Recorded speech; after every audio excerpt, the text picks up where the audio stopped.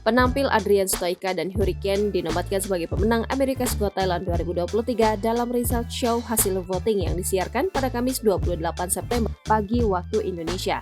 Stoica dan Hurricane mengalahkan 4 penampil lainnya seperti Anna de Guzman, Ramadhani Borders, Zanzi Yothoir, dan Putri Aryani.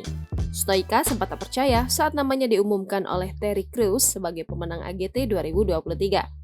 Sementara itu, perjalanan Putri Aryani selesai di America's Got Talent 2023 dengan posisi keempat. Pengumuman soal putri tersebut sempat membuat penonton AGT 2023 di lokasi mencemooh dengan buing. Putri tak bisa menutup raut kekecewaannya.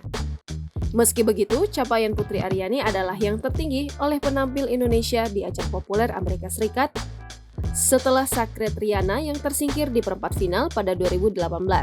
Pada akhirnya ini kompetisi, kata Simon Cowell dalam komentarnya. Meski begitu, tak ada yang bisa menampik fakta kau adalah penampil luar biasa dan juga manusia luar biasa. Saya sudah melakukan banyak kompetisi dan secara jujur tak ada yang seperti dirimu.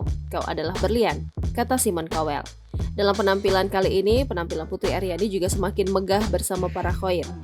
Putri menampilkan lagu tersebut dengan warnanya sendiri dan disambut meriah tepuk tangan penonton. Jangan lupa subscribe, share, komen, dan like ya!